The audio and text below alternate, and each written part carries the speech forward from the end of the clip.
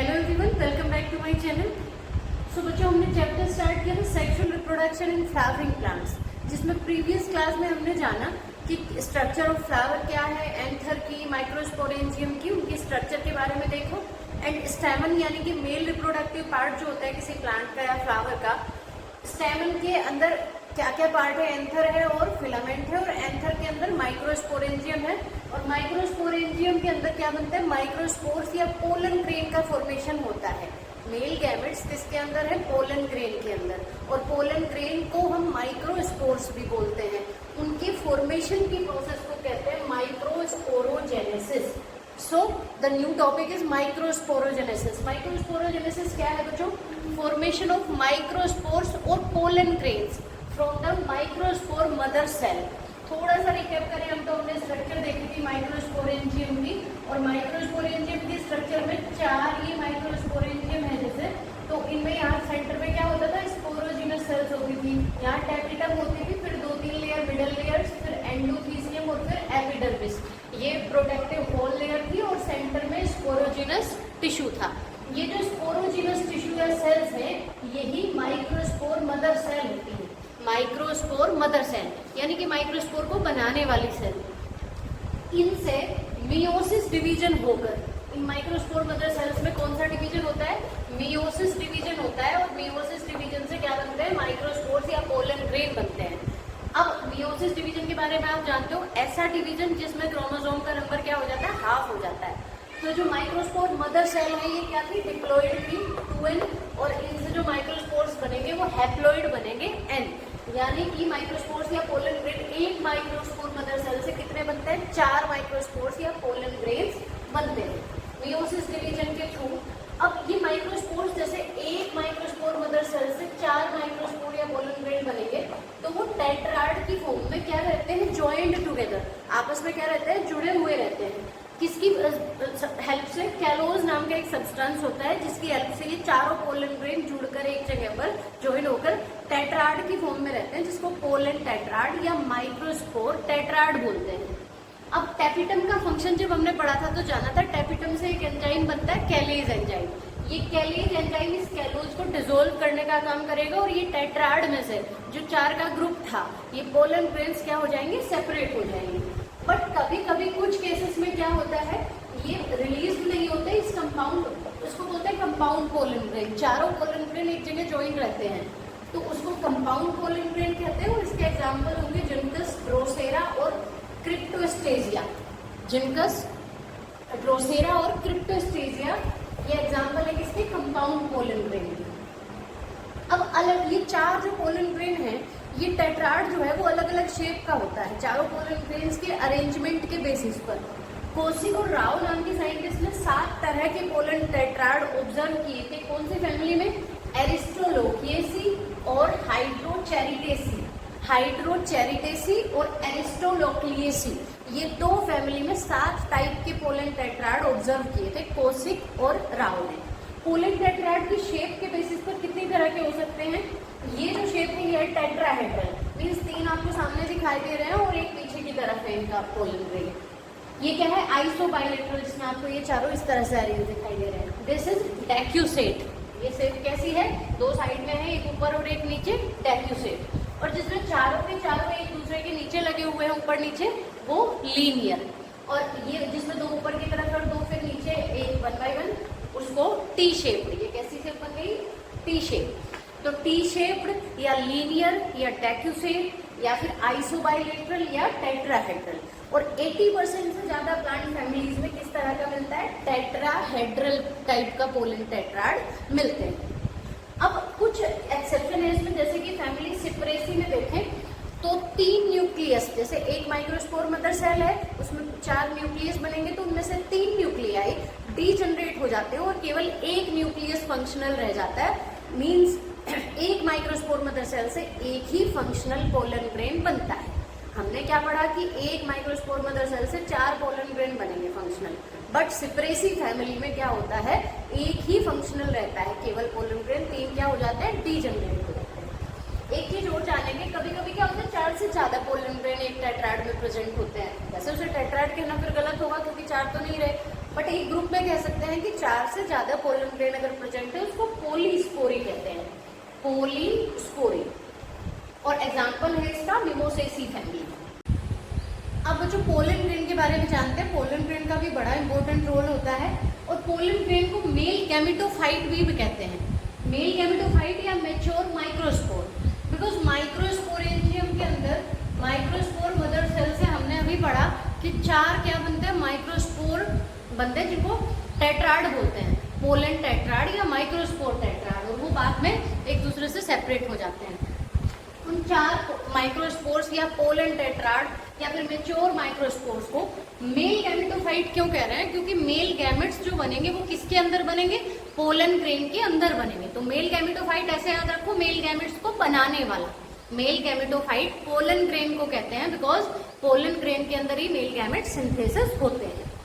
Pollen grain की अगर shape की बात करें तो स्फेरिकल होती है पोलन ग्रेन की shape and size 25 to 50 micrometre होता है। सबसे बड़े पोलन ग्रेन किस में मिलते हैं, मिरेबिलिस जलापा में। किस प्लांट में सबसे बड़े पोलन ग्रेन पाए जाते हैं, मिरेबिलिस जलापा। एंड सबसे छोटे किस में होते हैं बच्चों, सबसे छोटे पोलन ग्रेन होते हैं मायोसोटिस में, मायोसोटिस प्लांट में। एंड लॉन्गेस्ट यानी कि सबसे लंबे पोलन ग्रेन किस में होते हैं, जोस्टेरा। एक एक्वेटिक प्लांट है ये, इसमें सबसे लंबे पोलन ग्रेन होते हैं बिकॉज पानी की सरफेस पर एक लंबी सी स्टॉक या लंबी सी डंठल के थ्रू वो ऊपर आ जाते हैं। पोलन ग्रेन की स्टडी को बच्चों क्या बोलते हैं, पैलिनोलॉजी। पोलन ग्रेन की स्टडी क्या होती है, palynology. And father of palynology माना जाता है किसको, आर्टमैन को।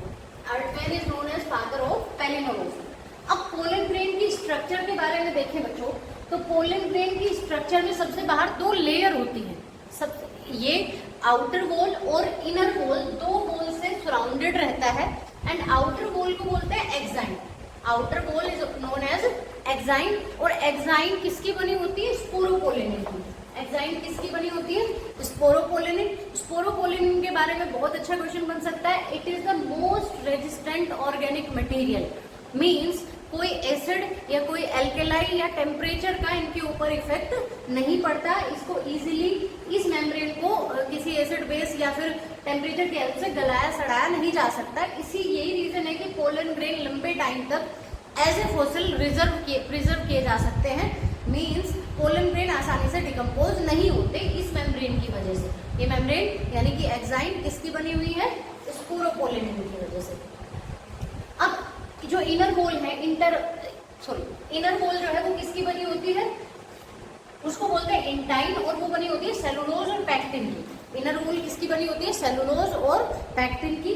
और जो आउटर वॉल है जो एक्साइन जो है, एक्साइन में आप देख रहे होंगे, आप 3 जगह पर मैंने क्या किया है, 3 जगह पर हमने एक्साइन को नहीं बनाया है। तो जहां पर एक्साइन यानी ये स्पोरोपोलिनिन एब्सेंट होता है वो पोर्शन कहलाते हैं जर्म पोर। क्या बोलते हैं इन तीनों को, जर्म पोर। यहाँ मैंने 3 बनाए हैं, बट मोनोकोट और डाइकोट में ये नंबर अलग होता है। और इनका रोल क्या है, जर्म पोर वो स्पेस होता है, वो जगह होती है जहां पर इंटाइन क्या है, एक्साइन क्या है, एब्सेंट है, यानी स्पोरोपोलिनिन एब्सेंट है। क्योंकि ये इतना रेजिस्टेंट, इतना हार्ड सब्सटेंस है, इसके थ्रू क्या नहीं कर सकती थी, पोलन ट्यूब ग्रो नहीं कर सकती थी। तो यहाँ ये एब्सेंट है, जहां से पोलन ट्यूब ग्रो करती है। पोलन ग्रेन से पोलन ट्यूब ग्रो करेंगे, आगे हम पढ़ेंगे पोलिनेशन के टाइम पर। तो वो पोलन ट्यूब किस रीजन से ग्रो करती है, जर्म पोर से निकलती है। और जर्म पोर डाइकोट में 3 होते हैं और मोनोकोट में सिंगल होते हैं। तो मोनोकोट में मोनोकोलपेट बोलते हैं और ट्राइकोलपेट कहते हैं डाइकोट को। जिनमें 3 जर्म पोर प्रेजेंट होते हैं उसको ट्राइकोलपेट, और जिनमें 1 जर्म पोर होता है सिंगल, वो मोनोकोलपेट। अब और अंदर चलिए, इस मेल गैमेटोफाइट के डेवलपमेंट कुछ तो होता है माइक्रोस्पोरेंजियम के अंदर ही, जो हमने पढ़ा था माइक्रोस्पोरेंजियम में डेवलपमेंट पिछली क्लास में, तो वहां कुछ तो अंदर ही हो जाता है। कैसे होता है डेवलपमेंट, ये जो सेल है पूरी की पूरी एक सेल है, ये वो डिवाइड होगी माइटोटिकली। कैसा डिवीजन होगा, माइटोसिस, यानी कि माइटोटिकली डिवाइड होगी और 2 सेल में डिवाइड हो जाएगी। एक बड़ी सेल बनती है जिसको कहते हैं वेजिटेटिव सेल या फिर ट्यूब सेल। एक बड़ी सेल बनेगी जिसको वेजिटेटिव या ट्यूब सेल बोलते हैं, और एक छोटी सेल बनेगी जिसको जनरेटिव सेल कहते हैं। ये जनरेटिव सेल, ये वेजिटेटिव सेल, और वेजिटेटिव सेल को ट्यूब सेल भी कह सकते हो, जिसके न्यूक्लियस को ट्यूब न्यूक्लियस बोलते हैं। ये बड़ी होती है और इसके पास बहुत सारा फूड मटेरियल रिजर्व रहता है बड़ी वाली सेल के पास। इसका जो न्यूक्लियस है वो इरेगुलर होता है, इरेगुलर शेप वाला। जो जनरेटिव सेल है ये छोटी और स्पिंडल शेप्ड होता है। ये कैसी होती है? छोटी और स्पिंडल शेप्ड और डेंस साइटोप्लाज्म और इसके पास साइटोप्लाज्म घना होता है और न्यूक्लियस क्लियर प्रोमिनेंट होता है। अब 60% प्लांट में तो क्या होता है, pollen grains are released at this stage. इसी स्टेज पर पोलन ग्रेन रिलीज हो जाते हैं 2 सेल्ड स्टेज में। बट बाकी कुछ प्लांट्स में क्या होता है, ये जनरेटिव सेल जो है पोलन ग्रेन के रिलीज होने से पहले, मतलब पोलन ग्रेन के माइक्रोस्पोरेंजियम में से, एंथर में से निकलने से पहले ही ये जनरेटिव सेल 2 सेल में और डिवाइड हो जाती है और वो दोनों कहलाते हैं male gametes. 2 male gametes. Generative cell किस में बढ़ जाती है? 2 मेल गैमेट्स में। तो 3 सेल्ड स्टेज हो गई, 2 मेल गैमेट और 1 वेजिटेटिव सेल। तो कुछ प्लांट्स में पोलन ग्रेन रिलीज होने से पहले ही 3 सेल्ड स्टेज में आ जाते हैं और मोस्ट ऑफ द प्लांट्स में क्या होता है, पहले 2 सेल्ड स्टेज में ही पोलन ग्रेन रिलीज हो जाते हैं और बाद में पोलिनेशन के टाइम पर ये जनरेटिव सेल 2 सेल में डिवाइड, मतलब 2 मेल गैमेट्स में डिवाइड होती है।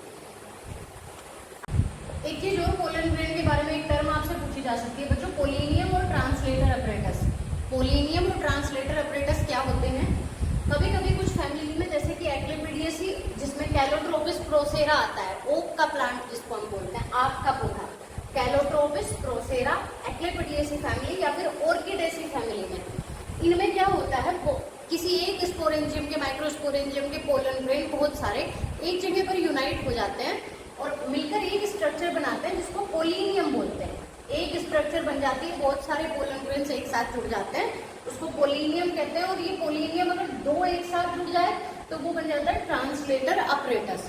2 पोलिनियम एक साथ जुड़ जाए, एक साथ अटैच हो जाए तो उसको क्या कहते हैं? Translator apparatus. अब पोलन ग्रेन्स की क्या इंपॉर्टेंस है बच्चों? बहुत सारे रोल भी हैं इसके। जैसे पोलन ग्रेन जो है वो एडिबल भी होते हैं, खाए भी जाते हैं। रोजा इंडिका के प्लांट के जो पोलन ग्रेन है वो एडिबल होते हैं, खाए जा सकते हैं।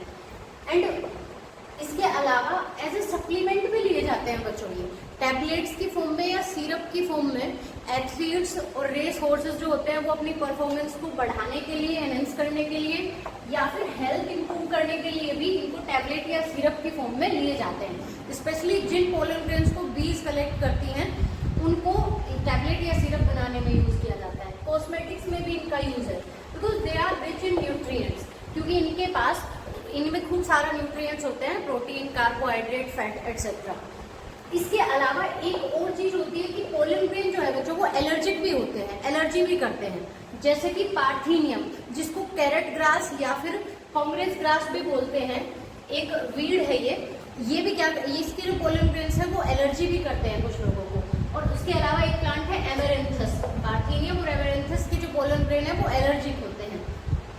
अब बात करें पोलन की वायबिलिटी की। वायबिलिटी से मीनिंग क्या है बच्चों? जब तक कोई पोलन ग्रेन फर्टिलाइजेशन करने लायक रहे। फर्टिलाइजेशन करने लायक मीन्स ऐसे पोलन ग्रेन ऐसे मेल गैमेट्स प्रोड्यूस कर सकता है जो फर्टिलाइजेशन के लायक है। मीन्स एक तरह से हम कह सकते हैं कि जब तक वो लाइव है या जब तक वो सर्वाइव है कर रहा है या जब तक वो फर्टिलाइजेशन करने के लायक है, उस टाइम पीरियड को उसकी क्या बोलते हैं कि तब तक ये वेएबल है या ये इसकी वायबिलिटी है। तो सबकी अलग अलग होती है, अलग अलग प्लांट की। जैसे कि राइस की होती है ओनली 30 मिनट्स और इस टाइम पीरियड को बढ़ाया जा सकता है लंबे टाइम तक, मतलब इनको प्रिजर्व करके या स्टोर करके रखा जा सकता है लो टेम्परेचर पर, और इसको बोलते हैं क्रायो प्रिजर्वेशन। इसलिए पोलन बैंक होते हैं आजकल जहां पर लिक्विड नाइट्रोजन में -196 डिग्री सेल्सियस टेम्परेचर पर फ्यूचर प्लांट ब्रीडिंग पर्पज के लिए, जैसे कुछ प्लांट ऐसे हैं जो स्पेशली किसी एक जगह पर पाए जाते हैं या फिर बहुत वल्नरेबल है, कम मिलते हैं, ऐसे प्लांट्स के पोलन ग्रेन्स को प्लांट ब्रीडिंग के लिए की बाद में यूज कर सकते हैं। लिक्विड नाइट्रोजन में -196 डिग्री सेल्सियस टेम्परेचर पर स्टोर करके रखा जाता है, इसको क्रायो प्रिजर्वेशन बोलते हैं, क्रायो प्रिजर्वेशन। अब एक चीज और है बच्चों, एंड्रोजेनिक हैप्लॉइड्स। प्लांट कभी कभी हम क्या कर सकते हैं, टिश्यू कल्चर की टेक्निक से खाली पोलन ग्रेन लेंगे और टिश्यू कल्चर की प्रोसेस से उससे एक पूरा नया प्लांट बना सकते हैं। उनको पहली बात तो वे हैप्लॉइड होंगे क्योंकि पोलन ग्रेन्स कैसे हैं, हैप्लॉइड है, उनके पास सिंगल सेट है क्रोमोसोम्स का, तो उनसे भी हम पूरा प्लांट तैयार कर सकते हैं और ऐसे प्लांट को एंड्रोजेनिक हैप्लॉइड्स कहेंगे, एंड्रोजेनिक हैप्लॉइड्स। और सिप्रा गुहा और एस सी माहेश्वरी नाम के साइंटिस्ट ने पहली बार इस तरह का प्लांट तैयार किया था टिश्यू कल्चर के थ्रू। एक पोलन ग्रेन, केवल पोलन ग्रेन लेके उससे पूरा प्लांट डेवलप किया था, किसमें, धतूरा इनोक्सिया में। और अगर हम देखें नेचुरली भी हैप्लॉइड प्लांट पाए गए हैं, तो सबसे पहले जो नेचुरली मिला था ऐसा हैप्लॉइड प्लांट वो था धतूरा स्ट्रेमोनियम। धतूरा स्ट्रेमोनियम नेचुरल अकरिंग प्लांट है जो फर्स्ट डिस्कवर हुआ था हैप्लॉइड। और धतूरा इनोक्सिया में एक्सपेरिमेंटली क्या किया गया था, टिश्यू कल्चर के थ्रू पोलन ग्रेन से इसको डेवलप किया गया था। पोलन ग्रेन के बारे में एक लास्ट पॉइंट और है नैमिक फिनोमिनन। नैमिक फिनोमिनन क्या होती है बच्चों? नैमिक नाम के साइंटिस्ट ने इसको डिस्कवर किया था 1898 में। इसके अकॉर्डिंग क्या है बच्चों, और इसमें देखा गया था हाइसिंथस ओरिएंटलिस में। हाइसिंथस ओरिएंटलिस में इसको देखा गया था। ये फिनोमिनन क्या होती है, इसमें पोलन ग्रेन कभी कभी फीमेल गैमेटोफाइट के जैसी स्ट्रक्चर में डेवलप हो जाता है। फीमेल गैमेटोफाइट क्या होता है, एम्ब्रियो सैक, जिसके अंदर फीमेल गैमेट्स बनते हैं। और फीमेल गैमेटोफाइट का यहाँ मेल से कोई मतलब नहीं होना चाहिए, बट कभी कभी एबनॉर्मल बिहेवियर की वजह से पोलन ग्रेन के वो किसमें डेवलप हो जाता है, फीमेल गैमेटोफाइट लाइक स्ट्रक्चर में, और उसको पोलन एम्ब्रियो सैक बोलते हैं। फिर एम्ब्रियो सैक तो फीमेल का पार्ट है। पोलन एम्ब्रियो सैक क्यों बोल रहे हैं, क्योंकि ये पोलन से ग्रेन से डेवलप हो रहा है। इसके अंदर 4 से लेकर 16 तक न्यूक्लियाई प्रेजेंट होते हैं। और ऐसा होता क्यों है, कुछ डेड पोलन ग्रेन से एक हार्मोन सीक्रेट होता है, ये माना गया है कि नेक्रो हार्मोन सीक्रेटेड होते हैं जो रेस्पॉन्सिबल होते हैं इस बिहेवियर के लिए। बच्चों इस वीडियो में हमने जाना माइक्रोस्पोरोजेनेसिस की प्रोसेस एंड पोलन ग्रेन के बारे में। In the next video we will discuss carpel और pistil, that is female reproductive part of flower, and megasporangium और एम्ब्रियो सैक।